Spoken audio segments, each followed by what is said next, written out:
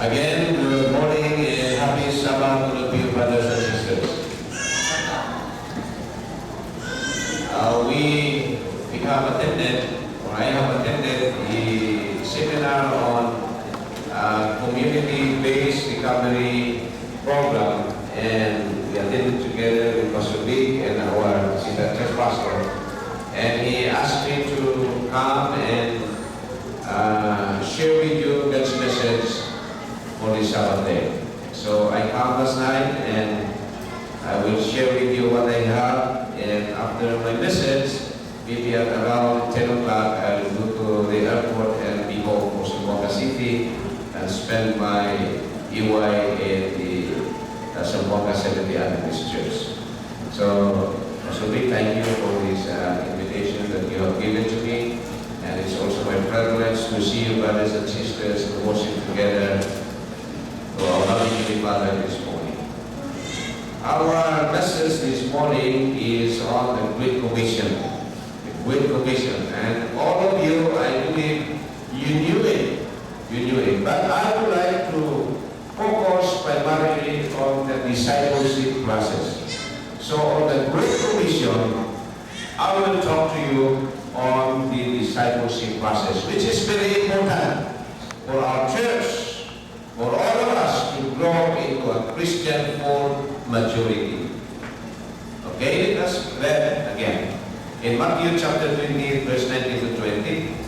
So Jesus said, so wherever you go, make disciples of all nations, baptizing in the name of the Father, and of the Son, and of the Holy Spirit. Teach them to do everything I have commanded you. And remember that I am always with you until the end of time. So very familiar passage to all of us, brothers and sisters. And the Great Commission is, wherever you go, make disciples of all nations. So this is the Great Commission, to make disciples of all nations. So wherever you go, make disciples of all nations. So wherever you go, this is the command of God. Make disciples of all nations. Make disciples. The word make disciples in Greek word, just a little knowledge about Greek word, about Greek. Sa Greek, iingon niya matitio, meaning to be a disciple and to make a disciple. So that is the two meaning: to make a disciple, to be a disciple, and to make a disciple. What does it suggest? It suggests that first be a disciple of Jesus before going out and make disciples. So, to be able to fulfill the Lord's Great Commission is first to be His disciple, and second, you go out and make disciples. So what does it suggest? It suggests that a personal encounter with Jesus and commitment to serve Him qualifies you to become His disciple and discipler for Him. So, doon na yung mag-iisunan. First, may encounter ka ni Jesus, then, nahimo na yun ka mag-iisunan na disciple ni Jesus, then, you can become a discipler of Jesus. So, a personal encounter is very much important for us to become a disciple of Jesus. What happened to the disciples of Jesus? In Acts chapter 4, verse 13. So when they saw the boldness of Peter and John, and perceived that they were unlearned and ignorant men, they marveled, and they took knowledge of them that they have been with Jesus. It suggests that the disciples of Jesus, they were unlearned, they were ignorant, but they preached boldly. They preached with power. They preached with authority. And according to the observer, to the people around them, they took knowledge of them that they have been with Jesus.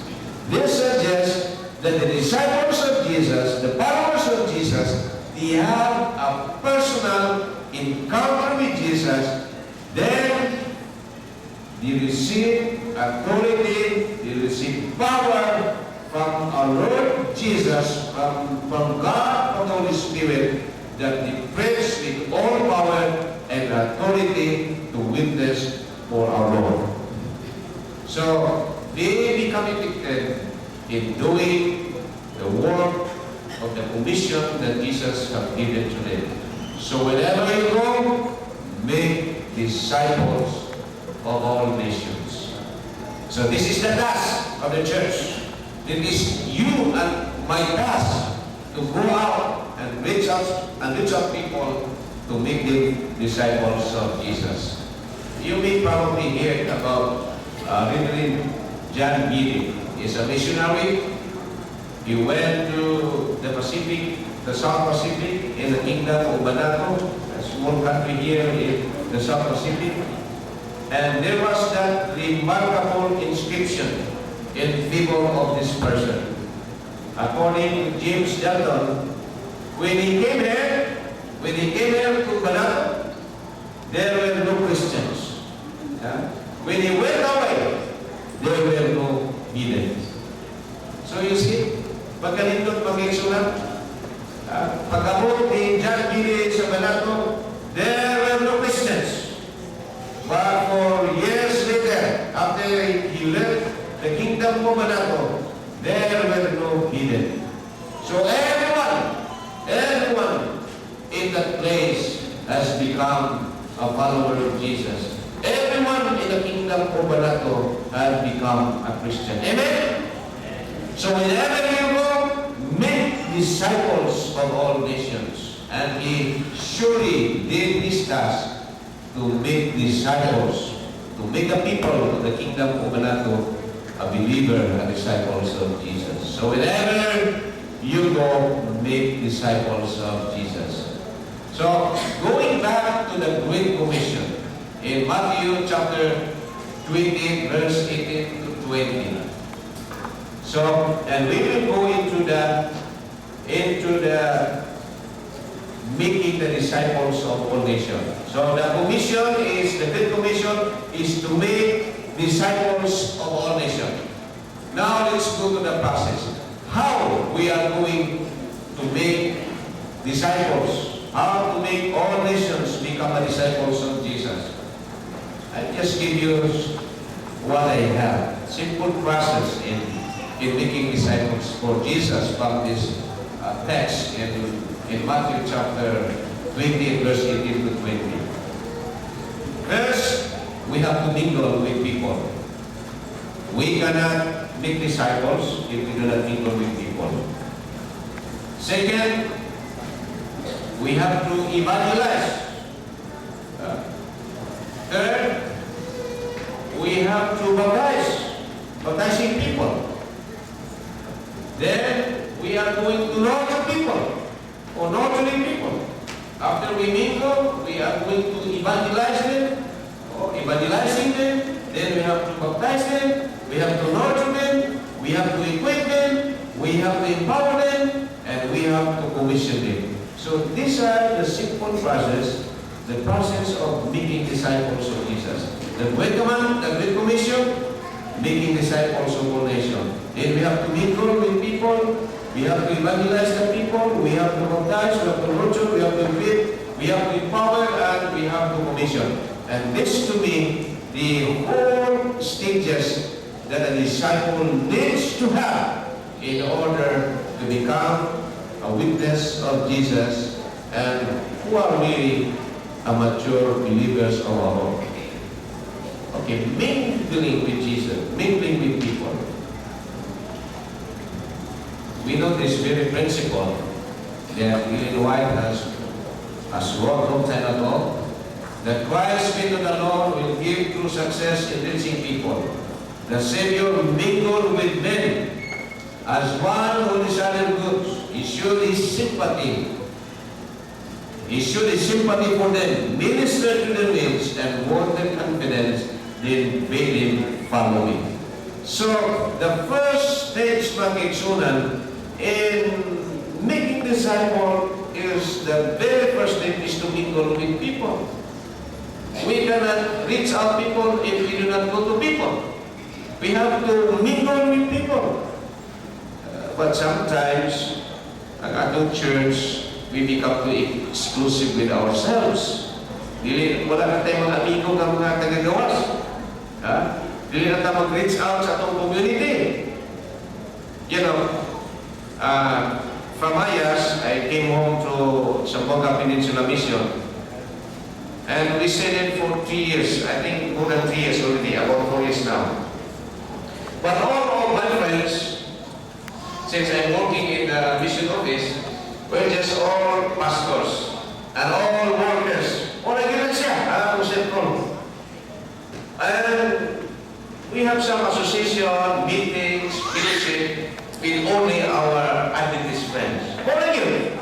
So every Sabbath, magawas na sa Makiksunan, mura. But most of them every day, nasa opisina ang akong ika-associate mga workers, pareho rin yung natutunan. So, wala yun ko yung nahimo nga amigo from outside. So, what I did, I tried to reach out these people from the community. I joined the REACT. I don't know if you are familiar with REACT. Mga radyo-radyo dito ang Makiksunan. Just to make friends with the people. Just to make friends with the people. Because if we are too exclusive, kisa pa ba itong minsayan? If we don't mingle with people, we really have to mingle with people. We have to make friends with him. We have to associate with him. Because if we don't mingle with him, then how can we preach? How can we fulfill the great commission of our Lord Jesus? So even Jesus himself had mingled with people. He mingled with people. He even desired goods. He even showed his sympathy and ministered to their needs. And that should be Makiksunan. Our work in the church in reaching people for His kingdom. We have to mingle with people. So if there are groups there, you can be friends with non-Adventists with one mission to reach them for the Lord. Siguro na yung mga clubs nila, mga life clubs, mga Iwanes clubs pala nila, mga tennis clubs outside. So try to join with him and be friends with him. Then slowly share the gospel, share the message of salvation to our friends who are not yet in the fold of Jesus. So that is the very first step in the process of making a disciple, make friends with him, mingle with people. The second is evangelizing. Okay, how do we evangelize? We know this surely, Makiksunan. We preach, we give Bible study, we teach, then we share, we have friendship evangelism, and also we have lifestyle evangelism. So we can do that in this particular process. After we mingle, now we start sharing the gospel in different ways. In different ways, we start to reach them through evangelizing. So Apostle Paul said, I am debtor both to the weak and to the barbarians, both to the wise and to the unwise. So we have the accountability that we must share the message of salvation. In verse 15, according to Paul, I am ready to preach the gospel to all people, to the people of Rome, and to all the world. In verse 16, I am not ashamed of the gospel of Christ, for it is the power of God unto salvation to everyone that believeth. So we have nothing to be ashamed, because what we preach is salvation. What we preach is salvation for people who needs to be saved. So we have nothing to be ashamed, because what we are bringing to them is for their good and for their personal salvation. You may probably remember Janax. Si Janax, yato siya dito sa scout na. And when he went there, he said, Lord, in his prayer, Lord, give me Scotland or I die. What a passion! What a passion! In preaching and reaching people, in evangelizing the world, Lord, give me Scotland or I die. Lord, give me Davao or I die. Kamay na rin ni Davao. Pero si Janos, Scotland, dinagin ko ngayon, Lord, give me Scotland or I die. I hope it would be our passion. Lord, let this community that is around me become a believers of yours. Lord, let these people around me know of thy salvation. Amen? Si George Whitefield, nag-inon, give me soul or take my soul. Grabe ang mga passion makiksunan sa mga missionaries in the 18th centuries, in the 19th centuries. They long for more souls to come to Jesus. They want more souls to Jesus. Lord, imagine, Lord, give me souls or I die. What a commitment to reach out people, to evangelize people, and bring to the fold of Christ. Of course, we have the lifestyle evangelism. We have already the IEL, and I guess everyone knows this, the integrated evangelism lifestyle. That we are going to reach out people in the less possible way in our lifestyle. Okay? And we have the care group ministry. And I believe it has been promoted for long of the care group ministry that everyone has his own care group. So, siguro tanan na may care group din niya magigsunan. This is the task of our church now. From the general conference down to the local church, everyone has its own care group. I also have my own care group. I belong also to my care group. So the care group, in the care group, brothers and sisters, if this is, you see the green, kagumay niya, mga green, if we consider them as the non-believer, ang atong church mag-form o mga care group sunod sa church. Then, ang atong mga care group will try to reach out his friends from outside of church, the non-believer, bring them to our care group, gano'n na ito sila sa itong care group, then there we start giving them Bible study or sharing the gospel. Then after that, brethren, every member of the church siya, gamit ko sila sa care group, bring in non-Adventist friends to Jesus. Amen? Simple lang kayo.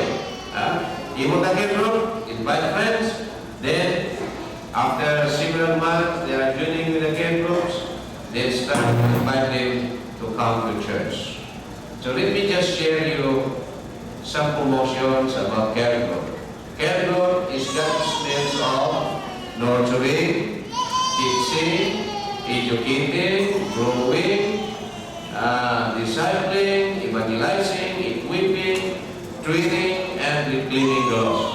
So what po kayo care group? So everyone should have its own care group because you will be nurtured. We can nurture. We will be nurtured there. We will be taught there. We can be educated there. So that is God's means of reaching people and nurturing people and drawing people into His likeness. The benefits of joining a care group, your own spirituality is nurtured. Of course, kung nasa care group, you will be nurtured because you share, some passages in the Scripture and then together. Others' spirituality is nurtured, so not only yours but others. Your knowledge of God will grow. You are blessed with your fellowship with fellow believers. You become more energetic and active in God's work. Then your hidden potential will be developed. You can really share your ideas without prejudice.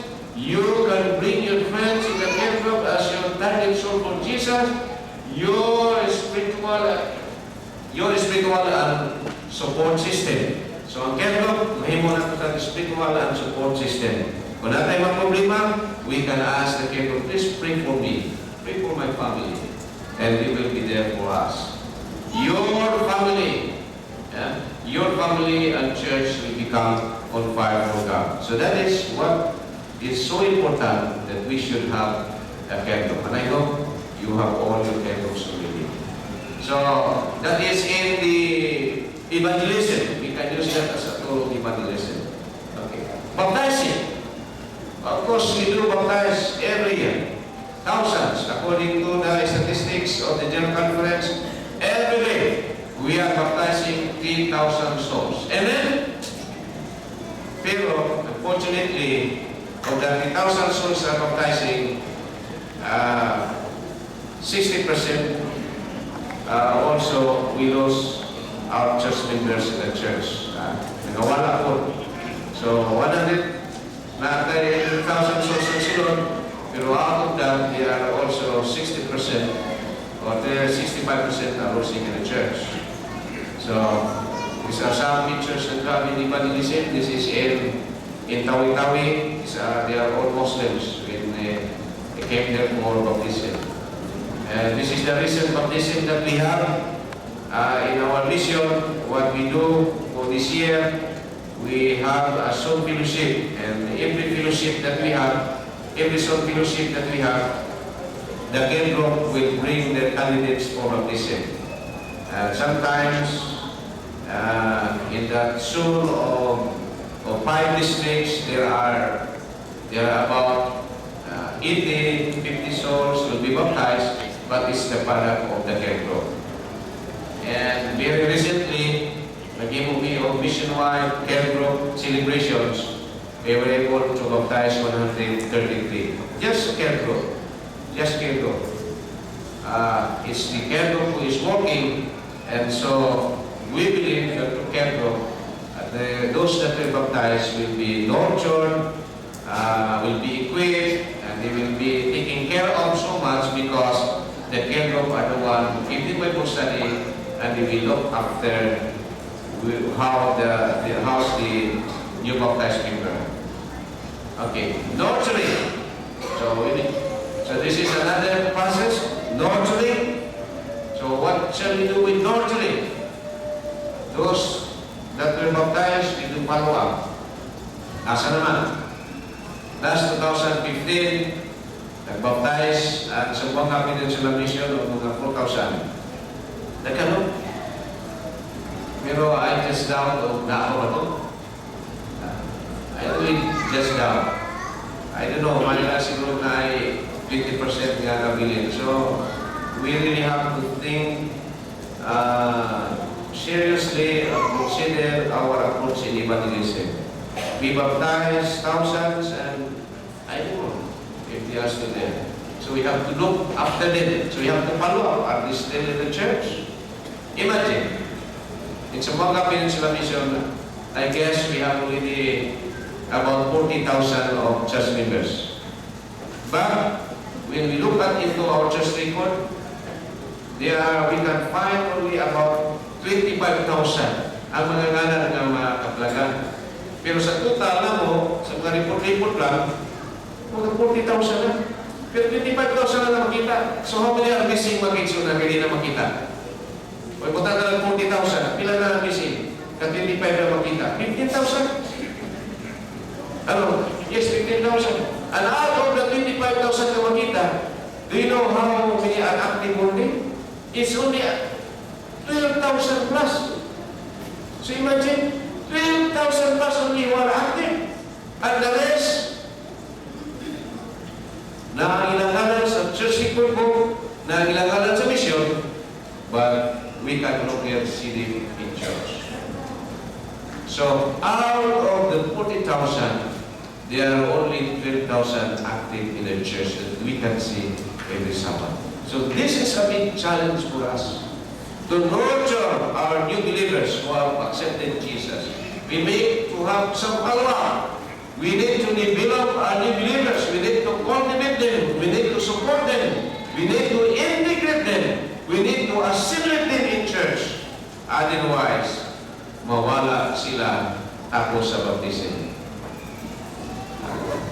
Because we do not so much care to nurture our brothers and sisters who just newly accepted the faith.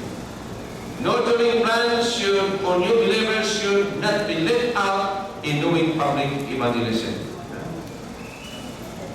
Dili na ma-left out when we are reaching people for Christ. The nurturing plan should be considered seriously, or otherwise, we just go out and reach people, then at our back door, we go out. Should we fail to nurture new believers? Should we fail? We fail to make them faithful disciples of Jesus. And it is a waste of money, it is a waste of time, and it is a waste of energy. Imagine, we are about 40,000, but there are only 25,000 na makita sa Neighbors Church. And there are only 12,000 who are just active. And the rest, wala. Backslide na siguro. Kaya nga naman lang makita sa church. So this is a big challenge. Every year we spend millions. In Davao, you spend more. Samua siguro, Samua, I just calculated it that we spend about 6 million a year for evangelism. Because we have the completion from the union, 2 million, then we counterpart also, then ang mga churches, the counterpart po sila. So it means maybe 6 million, 5 million to 6 million.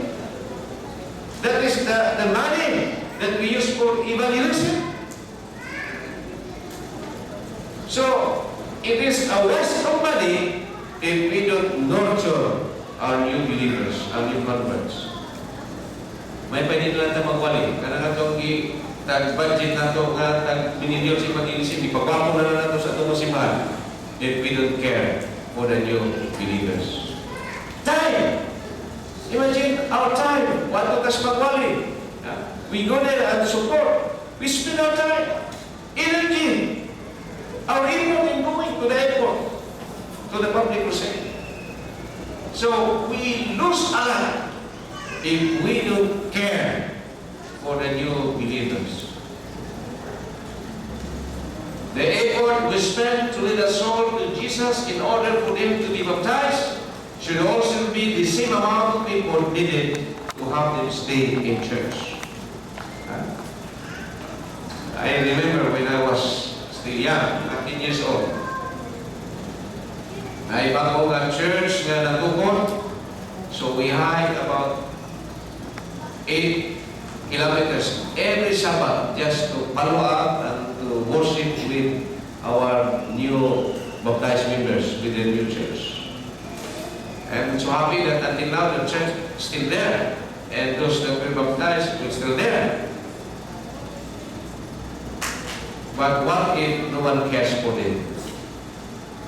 I remember sa bata-bata ko mga kainsunan, when there are new brethren that will be baptized in our church, my mother, huwingon rin akong mother na, okay, we'll go there in the evening and let us have worship together with the new brothers. Because they don't know how to sing our songs, di ba? They even could hardly find the text in the scripture. So we spend several nights just to join to nurture this new convert. But I don't know today if we are still doing it. After the baptism, okay, you have to swim. If you can survive, then you will stay in the church. But if you don't, then you just slip away without our notice and without our care. So it's a challenge to nurture our brothers and sisters in Christ. There was one story in April. Recently, I think 2 years ago, there was public crusade. Then our layman has visited house to house. Then one of the house that they were able to visit was baptized several years ago. Pero after baptism, nakasimba lang siguro sa pilang kasama, and he was lost. And he was expecting that somehow somebody will visit him and bring him back to church. But it took several years that no one has visited him and bring him back to church. So after more than 10 years, there was that public crusade, and his house was visited by a demon. And he was happy that he was found, and he was put back in church, and he was baptized again. And he said, pag gibisitahan na siya sa mga lima, nalipay na yun kay siya, he was so willing na balik na po sa magsimba. Because for more than 10 years, nobody has visited him to bring him back to church. You know, there are some of our brothers who have been baptized. Pero siguro na backslide, and we just don't care about them, so forever they will be lost. But if somehow we care for them, kaya nagpaapon na sila, imagine, I've been longing for so long that somebody will visit me and bring me back to church. Kalau hindi na ko mag-backslide, kaya mo backslide ko, wala ang bisita na ko, I might wait again for another 10 years para mabalikan ko pagbisita. What a challenge, brothers and sisters. What a challenge. So we have to nurture. Even sometimes in our church, we don't care with each other. Ang mga kaigsoon na natugigikan sa bukid, maglunsod, musimba, nobody cares for them. They got it malamano na ito.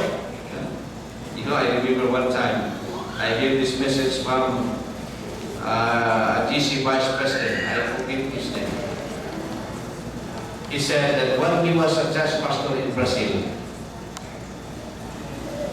in the hour of worship, he saw someone coming in.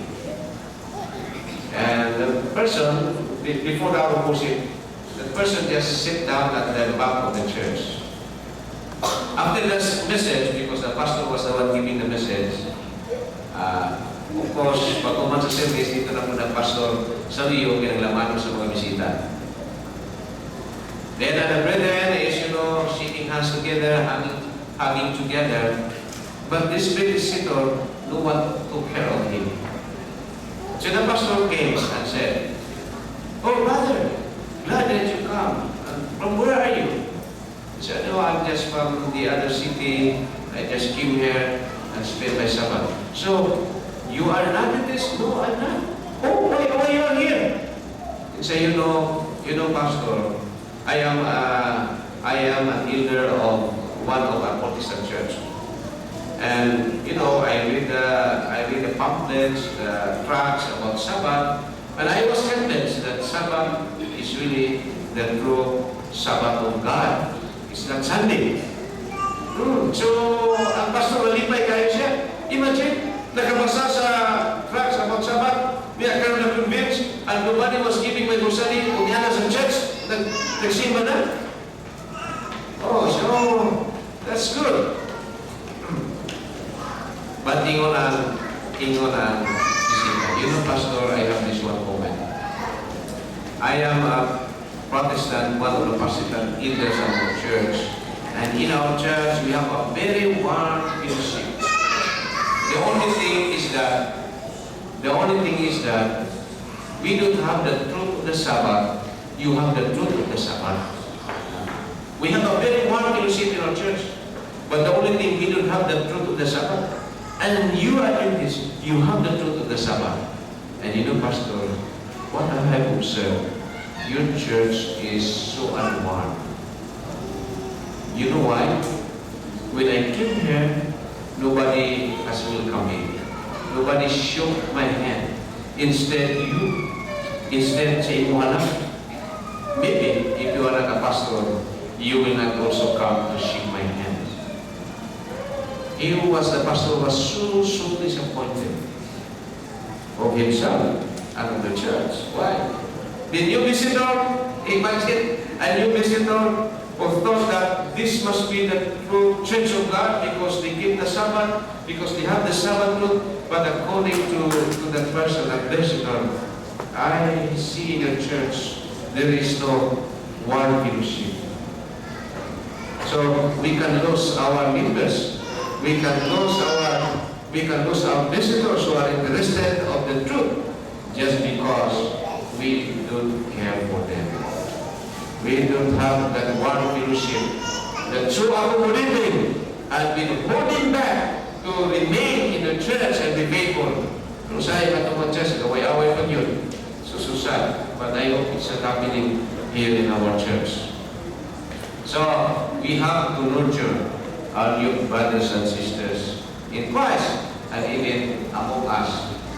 Hindi po pag-urapot. Kita din po mismo kung ginasigay ka as a church member.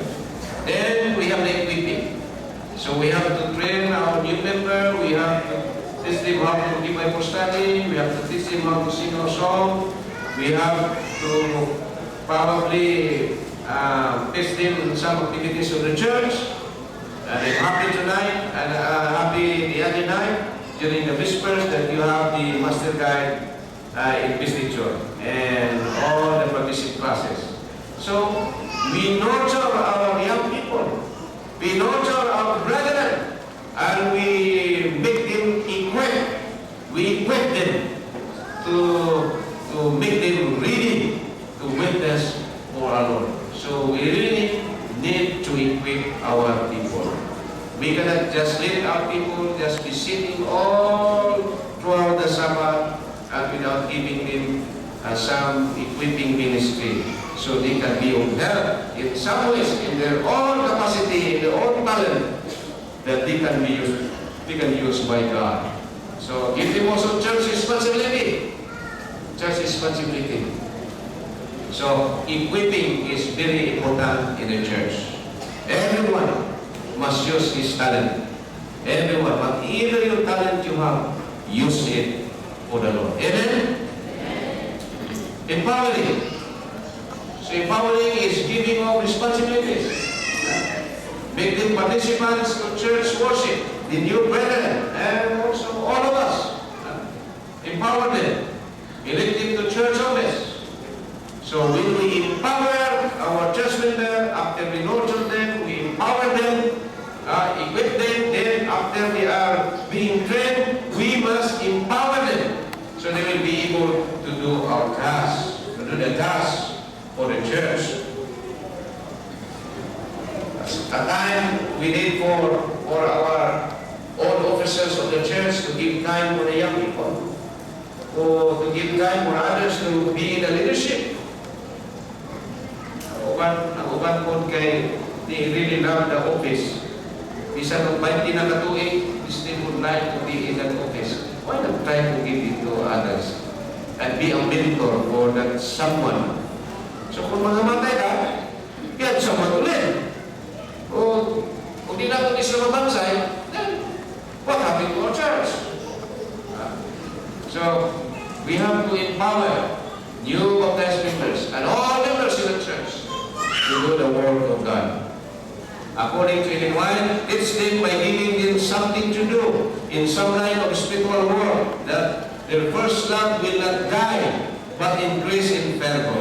Let them feel that they are not to be carried and to live for support of the church, but they are to have books in themselves. So train. Everyone should be trained in the work of the Lord and be equipped to do the work of God in whatever talent and capacities the Lord has given. The last is commissioning. Commission.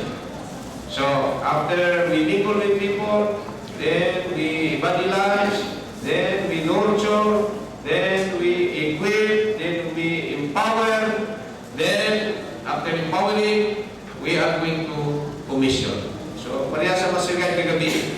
So now they are commissioned. They are invested that they are now full master guide with all the leadership training that they had undergone, and they are now ready to dispose their responsibility. So commissioning. So to have them go and make disciples. So now nag-train na sila. So they have to go and to make disciples. According to the Bible, every true disciple is born into the kingdom of God as a missionary. He who drinks of the living water becomes becomes a fountain of life. The receiver becomes a giver. So simple. The receiver.